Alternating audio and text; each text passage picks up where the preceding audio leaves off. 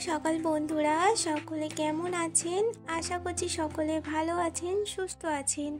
আপনাদের ভালোবাসায়, ভগবানের আশীর্বাদে আমার পরিবারেরও সকলে ভালো আছে। আবার একটা নতুন ভিডিওয়ে আপনাদের সকলকে অনেক অনেক স্বাগত, অনেক ভালোবাসা। এখন বাজছে ওই সকাল 6:30টার মতো। এখন থেকে আজকের ব্লগটা শুরু করছি। সকাল সকাল 1 কাপ গরম চা নইলে নয়, শুরুই হয়নি দিনটা। মানে ঠিকঠাক কাজে মন বসে না, জানেন তো। সেই জন্য সকাল সকাল চা বানিয়ে সবাইকে দিয়েও আমিও 1 কাপ চা খেয়ে নিয়েছি।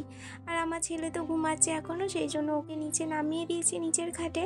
আর বাবা ওকে মশারিটা টাঙিয়ে দিল, যেহেতু খুব মশা রয়েছে আর গরম পড়ে গিয়েছে, তো সেই জন্য মশাটাও নয় খুব হয়েছে। আর আমি চা খেয়ে এখন এই যে ছেলে যেহেতু এখানে ঘুমাচ্ছে, আমি সবজিটা কেটে নিচ্ছি, কারণ রান্নাটা তো আমাকে সকাল সকালই করতে হবে, খেয়ে আবার বেরোবো। সেই জন্য বেগুন দেখুন অনেক কিনে নিয়েছি, বেগুন শেষই হচ্ছে না। আসলে বেগুন তো কেউ খায় না সেরকম, সেই জন্য বেগুন রয়েই আছে। মনে হচ্ছে যেন বেগুনগুলো শেষই হচ্ছে না। আর একবারে অনেকটা বেগুন নিয়েও নিয়েছিলাম, ওই প্রায় 1.5 কেজি।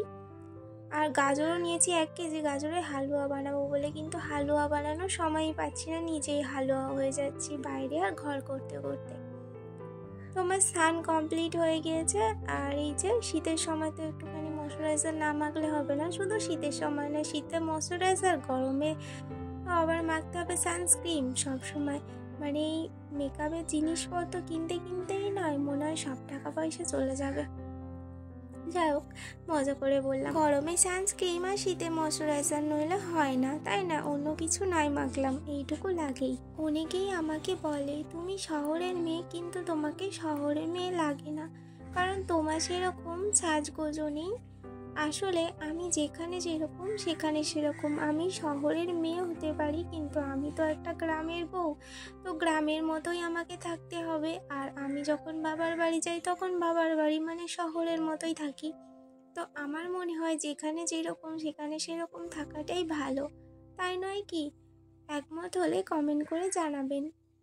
তো আপনাদের সাথে কথা বলতে বলতে এখানে আমি রান্নাটাও বসিয়ে দিয়েছি। যেহেতু বেরোবো সেহেতু রান্নাটার দিকে আমার তাড়াতাড়ি রয়েছে, বুঝতেই পারছেন। আর আজকে বেশি কিছু রান্না করব না, একটুখানি টক বানিয়েছি, আর তার সাথে অনেক ধরনের সবজিও ছিল। সব সবজি কেটে নিয়েছি, একটুখানি পাঁচ তরকারি বানিয়ে নেব। মটরশুঁটি, গাজর, আলু, বিনস, বেগুন সব দিয়েছি। বিট আছে কিন্তু বিটটা দিলাম না, বিট দিলে নয় তরকারিটা পুরো লাল লাল হয়ে যায়, সবাই খেতে পছন্দ করে না। আর এই যে পাঁচ তরকারির মধ্যে মশলা দিয়েছি আদা বাটা, জিরে বাটা, আর প্রথমেই দিয়ে দিয়েছিলাম 5 ফোড়ন, তেজপাতা, শুকনো লঙ্কা আর পেঁয়াজ। তো ওইটা দিয়ে ভালো করে কষিয়ে নিচ্ছি, আর তার সাথে একটু হলুদের গুঁড়ো দিয়েছি আর কটা কাঁচা লঙ্কা দিয়েছি। তো জল দিয়ে দিলাম, তো ভালো করে নাড়িয়ে চাড়িয়ে এবার একটুখানি চাপা দিয়ে হতে দেব। তো তারপরে এই যে চাপাটা খুলে একটুখানি সর্ষে, চালমগজ বাটা দিয়ে দিলাম। পোস্তটা বাড়ন্ত ছিল বাড়িতে, সেই জন্য আর দেওয়া হয়নি, হাতের কাছে যা ছিল সেইটুকু দিয়ে রান্নাটা করছি। তো রান্না বান্না করে একদম খাওয়া দাওয়া করে রেডি হয়ে নিয়েছি। আর বাবা এক্ষুনি ছেলেকে নিয়ে গেল একটু বেড়াতে, কারণ এই সময় ওকে না নিয়ে গেলেও আমার সঙ্গে যাওয়ার জন্য কাঁদবে। তাও আমাকে জিজ্ঞাসা করছে তুমি কাঁদি যাবে, আমি বলছি না না, আমি নিচে কাজ করব। তো রেডি হয়ে গেছি, বেরিয়ে পড়ি, কারণ চলে আসলে আবার তখন কান্নাকাটি শুরু করে দেবে। আজকে বেরিয়ে পুরো ভেসে গেছি। আসলে আমাদের এখানে মেলা হচ্ছিল, কীর্তন হচ্ছিল। তো কীর্তনের আজকে শেষ দিন, মানে যেটা হচ্ছে ধুলোট। তো ধুলোট বেরিয়েছে, সেই জন্য গাড়ি আর সামনের দিকে এগাতে পারছে না, আর অনেকটা দেরিও হয়ে গেছে। আর আমাদের এইখানে ধুলোট কিন্তু শুধুমাত্র একটা হরিনাম বেরোয় না, যেখানে যেখানে মন্দিরে যতগুলো দল থাকে অন্য গ্রাম থেকেও আসে, সবাই বেরোয়। দেখতেই পাবেন আপনারা, মানে শেষই হবে না, লাইন দিয়ে যেতেই থাকছে। আর সামনে একটা লরিও দাঁড়িয়ে ছিল, সেই জন্য আর ওই গাড়িটা যেতে পারছিল না। আর আজকে আমি বাসটা পুরো মিস করে গিয়েছিলাম কিছুক্ষণের জন্য। আসলে টোটো দাদার কোনো দোষ ছিল না, দাদা আমাকে যথেষ্ট তাড়াতাড়ি নিয়ে যাওয়ার চেষ্টা করেছে, কিন্তু ওই যে এখানে হরিনাম বেরিয়েছিল, তো সেই জন্য একটু দেরি হয়ে গেল। তো আধা ঘন্টা আমাকে গিয়ে একটু দাঁড়াতে হয়েছিল, তারপরে আমি বাস পেয়েছিলাম। একটু মানে 2 মিনিট আগে গেলে আমি বাসটা পেয়ে যেতাম, কি হবে, একদিন একটু লেট হয়েছে, এটা তো দেখতে পেলাম। এখানে তো কোনোদিনও আসা হয়নি, ধুলোটার সময় দেখা হয়নি, বেশ কিন্তু ভালোই লাগলো। তো তারপরে বাস পেয়েছিলাম, আর তারপরে এসে কিছুক্ষণ এসেছি, প্রচণ্ড বৃষ্টি হচ্ছিল। আমি তো ভাবলাম পুরো রাস্তাটাই বৃষ্টি হবে, না তারপরে কিছুক্ষণ আসার পর দেখছি এখানে আবার একটুকুই বৃষ্টি হয়নি। হাজব্যান্ডকে ফোন করলাম, ও বললো না এখানে তো কোনো বৃষ্টি হয়নি। তাহলে যেখানেই মেঘ সেখানেই, আসলে এখন তো যেখানেই মেঘ সেখানেই বৃষ্টি হয়।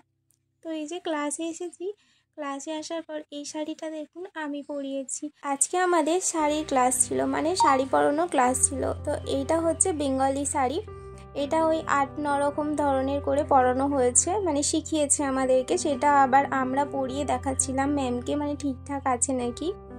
আর এই যে এই একটা শাড়ি পরিয়েছিলাম, এটা হচ্ছে যেগুলো ডবল শাড়ি হয়, আমরা যেহেতু কাতানগুলো নিয়ে এসেছিলাম, তো এই কাতান শাড়ি দিয়ে পরিয়ে প্র্যাকটিস করিয়ে দিয়েছে। এগুলো তো জানেনই আপনারা, জামদানি শাড়ি দিয়ে হয়, তো এইটা দিয়ে প্র্যাকটিস করিয়ে দিয়েছে। আর এইটা আমার ঠিকঠাক হয়নি, কারণ আমি পিনগুলো করিনি, সেই জন্য এগুলো পিনগুলো করলে এই শাড়িটা ভালো লাগবে। আর জামদানিতে এই শাড়িটা ভালো লাগে। এটা হচ্ছে গায়ে হলুদে পরানো হয়, সেটা তো আপনারা অনেকেই, মানে সবাই প্রায় জানেনই।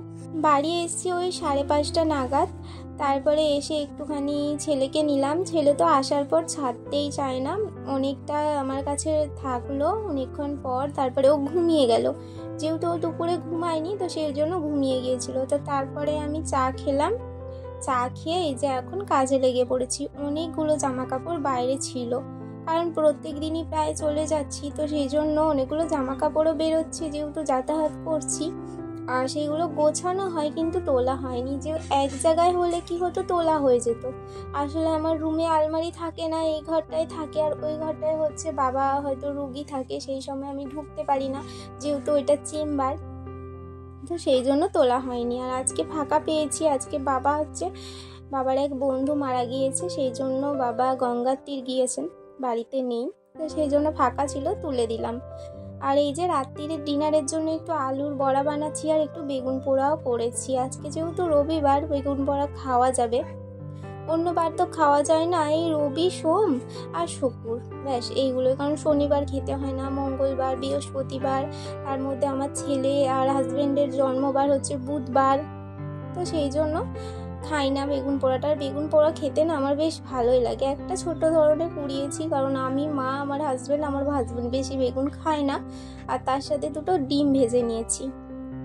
এই যে বেগুনটাকে ফাটিয়ে দেখে নিচ্ছি ভেতরে কোনো পোকা টোকা রয়েছে কিনা, এইভাবে দেখে নিলাম, কারণ পোকা তো থাকতে পারে। বাইরে থেকে দেখেছিলাম সেরকম পোকা টোকা কিছুই নেই। তো আজকে রাতের ডিনারে রয়েছে বেগুন পোড়া, ডিমের অমলেট, আর তার সাথে আলুর বড়া, গরম গরম ভাত। তো বন্ধুরা, আমার ভিডিওগুলো আপনাদের কেমন লাগছে অবশ্যই কমেন্ট করে জানাবেন, আর যদি ভালো লেগে থাকে একটা লাইক করে চ্যানেলটি সাবস্ক্রাইব করে ছোট্ট পরিবারটির পাশে থাকবেন। আজকের ভিডিওটা এখানেই শেষ করছি। সবাই ভালো থাকবেন, সুস্থ থাকবেন, সাবধানে থাকবেন। Bye bye.